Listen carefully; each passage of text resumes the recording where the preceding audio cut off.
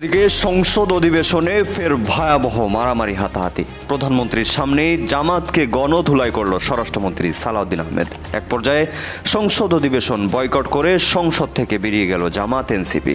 আজ থেকেই বিএনপির সাথে সরাসরি যুদ্ধের ঘোষণা। সংসদের ভেতর মারামারিতে জড়িয়েছেন সরকার ও বিরোধী দলের কয়েকজন এমপি। অধিবেশন শুরুর পর বিরোধী দলের এমপিরা নতুন 4 মন্ত্রীকে মন্ত্রিসভায় যোগদানের বিলে অসম্মতি জানান। এরপরে বিরোধী দল ও সরকারি দলীয় এমপিদের মধ্যে ধস্তাধস্তি শুরু হয়। পার্লামেন্টের ভেতরেই মারামারিতে জড়িয়েছেন দলীয় এমপিরা। সামাজিক যোগাযোগ মাধ্যমে ভাইরাল হওয়া বিভিন্ন ভিডিওতে দেখা যায় স্পিকারের কার্যক্রমে বাধা দেন বিরোধী দলীয় এমপিরা। সংবিধান সংস্কার পরিষদের সদস্য হিসেবে শপথ নিতে পারবে, আগে সংবিধান সংশোধন হতে হবে। আমরা এই প্রস্তাব প্রত্যাখ্যান করছি, আমরা ওয়াক আউট করছি। ধন্যবাদ মাননীয় বিরোধী দলীয় নেতা একটু যদি শুনতেন, হয়তোবা কিছু আশার আলো আসতে পারে, জানি না আমি কিছু। আচ্ছা, মাননীয় স্পিকার, 2টা শপথ দিলে প্রথম শপথ তো অবৈধ হয়ে যায়। আর একটা দর্শক, এতক্ষণ দেখছিলেন সংবাদের শিরোনাম, এবার আপনাদের বিস্তারিত জানিয়ে দেবো। দর্শক, এই মুহূর্তে পাওয়া সব থেকে বড় ব্রেকিং নিউজ, সংসদে এমন কাহিনী ঘটলো, সংসদ তৈরির পর থেকে নিয়ে মনে হয় এমন কাহিনী ঘটেনি। দর্শক, এবার জামাতকে গণধুলাই করেছে স্বরাষ্ট্রমন্ত্রী সালাউদ্দিন আহমেদ। দর্শক, রীতিমতো শেষ পর্যন্ত জামাত ইসলাম সংসদ চলাকালে সংসদ বয়কট করে সংসদ থেকে বেরিয়ে গিয়েছে। দর্শক, কথা বাড়াচ্ছি না, চলুন সংসদের ভিতর থেকে একটু ঘুরে আসি, দেখা যাক সেখানে কি ঘটেছে। আমি বলতে পারি এমন কাহিনী আপনি কেন, আপনার বাবা এবং দাদারাও এমন কাহিনী সংসদে দেখেনি। তবে আজকেই আপনারা প্রথম দেখবেন যে সংসদের ভিতরও এত বড় হট্টগোল হতে পারে, সংসদ অধিবেশনে এতটা উত্তেজনা হতে পারে। দর্শক, কথা বাড়াচ্ছি না, চলুন বিস্তারিত দেখে আসি। তবে এ বিষয়ে আপনাদের মতামতটি জানাবেন যে স্বরাষ্ট্রমন্ত্রী সালাউদ্দিনের দোষ এইখানে নাকি জামাতে আমিরের দোষ। তবে এইখানে আপনারা একটু কমেন্টে জানাবেন যে আসলে কার কথা উচিত, কার কথা উচিত না। তো একটা লাইক দিয়ে সম্পূর্ণ ভিডিও দেখে আসি, আশা করি সঙ্গেই থাকবেন, লাস্টে বিস্তারিত আলোচনা করব। আছে সংবিধান সংস্কার পরিষদের সদস্য হিসেবে শপথ নিতে পারবে, আগে সংবিধান সংশোধন হতে হবে। আমরা এই প্রস্তাব প্রত্যাখ্যান করছি, আমরা ওয়াক আউট করছি। ধন্যবাদ মাননীয় বিরোধী দলীয় নেতা একটু যদি শুনতেন, হয়তোবা কিছু আশার আলো আসতে পারে, জানি না আমি কিছু। আচ্ছা, মাননীয় স্পিকার, 2টা শপথ দিলে প্রথম শপথ তো অবৈধ হয়ে যায়। আর একটা শপথ আমরা তো নেই মাননীয় স্পিকার। জি, মাননীয় বিরোধী দলীয় নেতা। ধন্যবাদ মাননীয় স্পিকার। এই বিষয়টা সংসদের প্রথম অধিবেশন থেকেই চলে আসছে এবং আজকে যে প্রস্তাব উপস্থাপন করা হয়েছে এটি প্রথম অধিবেশনেই মাননীয় স্বরাষ্ট্রমন্ত্রী উপস্থাপন করেছিলেন। সেই দিনই আমরা আমাদের অবস্থান স্পষ্ট ব্যক্ত করেছি।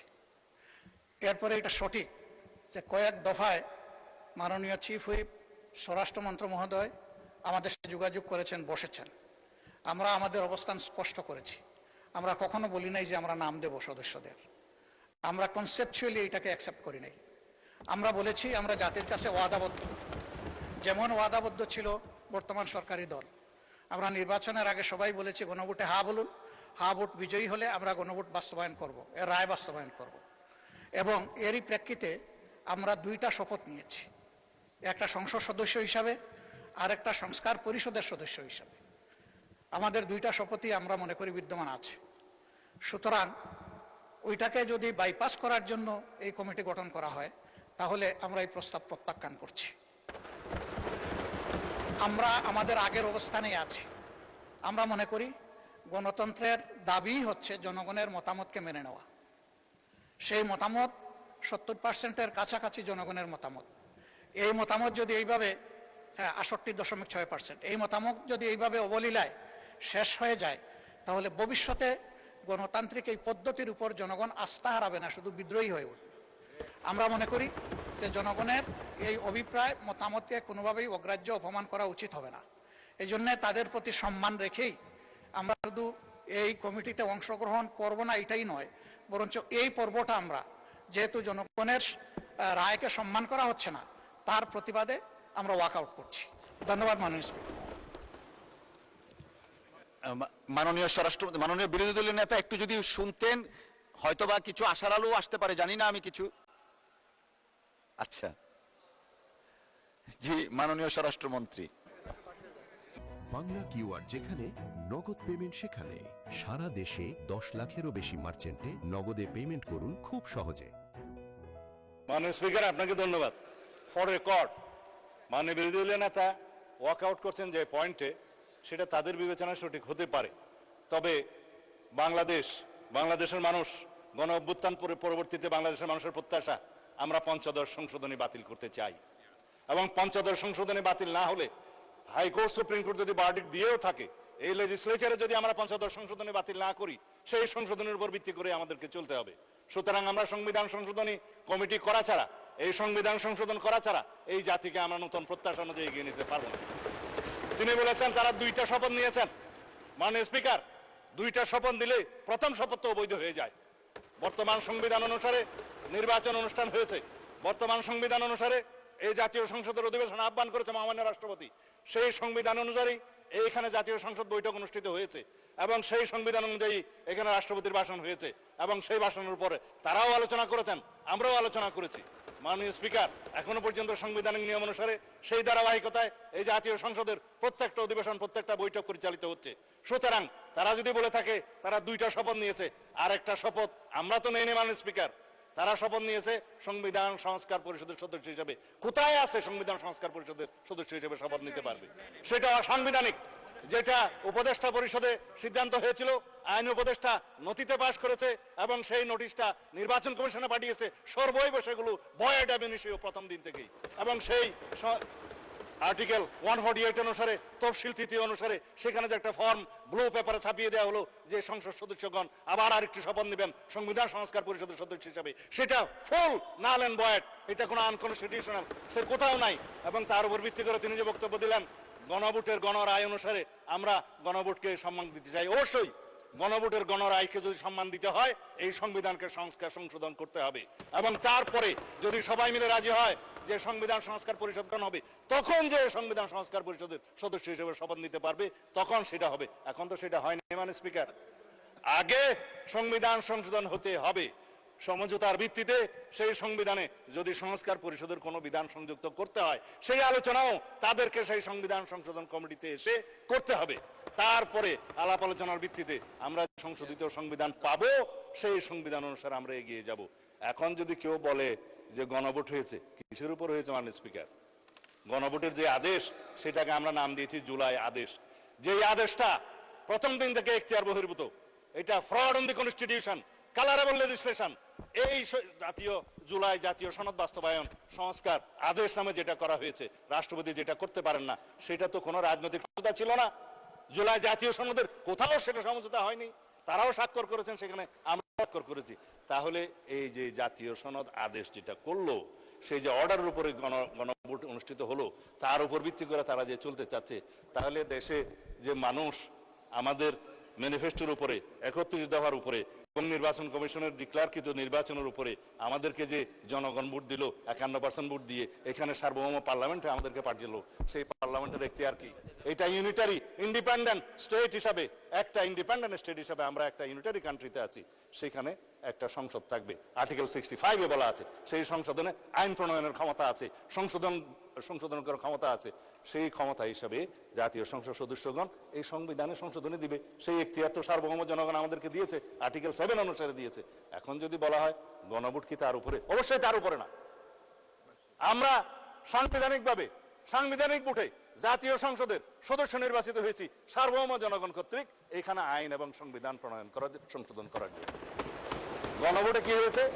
জুলাই জাতীয় সনদে যেটা সমঝোতা হয়েছে, 4 খান প্রশ্নের মধ্যে 3.5 খান আমরা মানি, আর আধা খান যে কোশ্চেন, সেই কোশ্চেন তো সংবিধানের উপর হাত দিয়েছে একটা অবৈধ আদেশ প্রণয়নের মধ্যে দিয়ে। সেটা তো void ab initio, it is now pending with the judiciary. তারা কি বলে দেখি। তারপরেও যদি আলাপ আলোচনা করে আমরা এখানে জুলাই জাতীয় সবকিছু আমরা এখানে বাস্তবায়ন করতে চাই এবং তার বহির্ভূতভাবে যদি জুলাই কি যেন সংবিধান সংস্কার পরিষদ গঠন করতে চায়, তারা সেই আলোচনা এখানে এসে করুক, সংবিধান সংশোধনী কমিটিতে করুক। আর না হলে পরে রাস্তায় গিয়ে সংবিধান সংস্কার পরিষদের কমিটি করলে তো সংবিধান সংশোধন না করে আমরা বসে থাকতে পারবো না।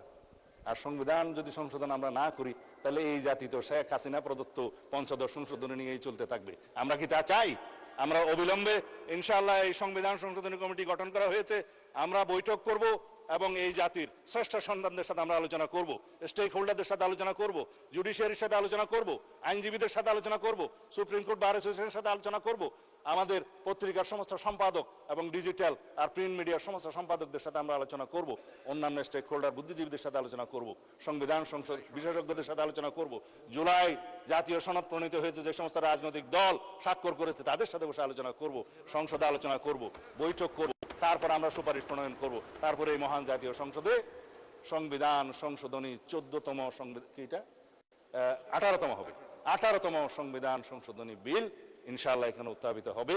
আমরা আশা করি বিরোধী দলীয় সদস্যগণ ইমোশনাল রাজনীতি না করে আমরা যাতে সংশোধিত একটি শক্তিশালী সংবিধান সংশোধনী বিল আনতে পারি, সেই জন্য গণতন্ত্রের স্বার্থে তারা সহযোগিতা করবেন। ধন্যবাদ মাননীয় স্পিকার।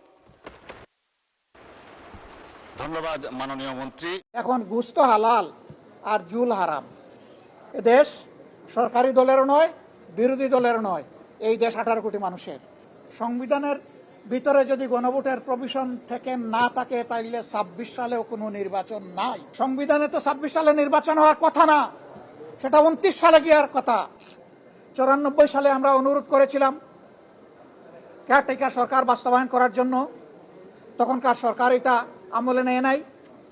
আমরা আন্দোলন করেছি, সংসদের ভিতরে করেছি, বাইরে করেছি, শেষ পর্যন্ত ওই সরকার আরেকটা পার্লামেন্ট গঠন করে একটা মাত্র বিল পাশ করে বিদায় নিয়েছিল। সেই বিলটা ছিল কেয়ারটেকার সরকারের বিল। আমরা চাই না 5 বছর পরে সরকার এটা করুক। আমরা চাই সরকার তাদের দেওয়া ওয়াদায় ফিরে আসুক, জনগণকে সম্মান করুক, অবিলম্বে তা বাস্তবায়ন করুক। এবং জনগণ এখন যে একটা অস্বস্তির মধ্যে আছে, এইটা থেকে সরকারি দলের দায়িত্ব হচ্ছে জনগণকে অস্বস্তি থেকে মুক্তি দেওয়া। জনগণের উইল হচ্ছে সুপ্রিম ল। জনগণ চেয়েছে, এই জন্য ফ্যাসিস্ট সরকারকে জনগণ বিদায় দিয়েছে, কোনো সংবিধানের আলোকে বিদায় নেয়নি।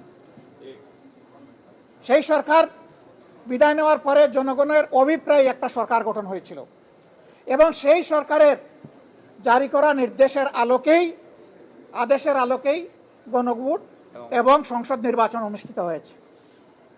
এখন ঘুষ তো হালাল আর জুল হারাম। একটা যদি হালাল হয় আরেকটা হারাম হয় কিভাবে? তারা এখনো বলছেন এটা সংবিধানে নাই। তাহলে সংবিধানে এই সরকারেরও প্রভিশন নাই এখন যেটা গঠন হয়েছে। সংবিধান অনুযায়ী এখন কোনো সরকারি দল নাই, পালায়ে গেছে। সংবিধান অনুযায়ী এখন কোনো বিরোধী দল নাই, সেটাও পালায়ে গেছে। আপনি সংসদ মানবেন, সরকার মানবেন, জনগণের অভিপ্রায়ের এক অংশ মানবেন, আরেক অংশ মানবেন না, গণভোটকে অস্বীকার করবেন, বলবেন 51 মানুষ আমাদেরকে ভোট দিয়েছে। তো 68.6% মানুষ যে গণভোটে হ্যাঁ বলেছে। 51 বড় না ওইটা বড়? এই 51 তো বাস্তবায়ন হয়েছে। আমাদের অনেক রিজার্ভেশন থাকা সত্ত্বেও আমরা মেনে নিয়েছি। শান্তি শৃঙ্খলার স্বার্থে, গণতান্ত্রিক ধারা ফিরে আসুক সেই স্বার্থে। তাহলে বেশিরভাগ জনগণের অভিপ্রায়কে আমরা অস্বীকার করব কিভাবে? আমরা জনগণের সাথে বিশ্বাসঘাতকতা করতে চাই না। জনগণকে আমরা কথা দিয়েছি, গণভোটের রায় বাস্তবায়নের জন্য সংসদের ভিতরে আমরা লড়ে যাচ্ছি, আপনারা দেখতে পাচ্ছেন। আমরা লড়ে যাব এবং একই সাথে জনগণকে সাথে নিয়ে রাজপথে আমরা লড়ে যাব ইনশাআল্লাহ। এ দাবি বাস্তবায়ন না হওয়া পর্যন্ত আমাদের অবস্থান অপরিবর্তিত, আমাদের লড়াই চলবে।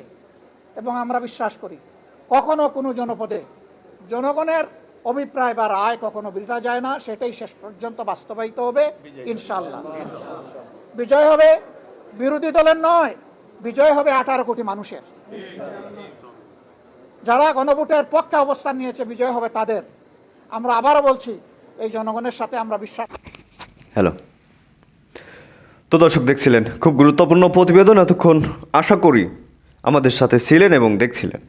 দর্শক, এখন এ বিষয়ে আপনাদের মতামত কী হবে একটু কমেন্টের মাধ্যমে জানান। আর হ্যাঁ, পরবর্তীতে এর থেকেও কয়েকশো গুণ বেশি গুরুত্বপূর্ণ নিউজ আসতে চলেছে, যেটা এই নিউজে দেখানো উচিত ছিল, সময়ের কারণে দেখাতে পারিনি। তো সেটা দেখার জন্য অবশ্যই চ্যানেলটি সাবস্ক্রাইব করবেন আর পাশে রাখা বেল আইকনটি অল করে দিবেন। তো দর্শক, ভালো থাকুন, সুস্থ থাকুন, দেখা হচ্ছে খুব দ্রুত। আল্লাহ হাফেজ।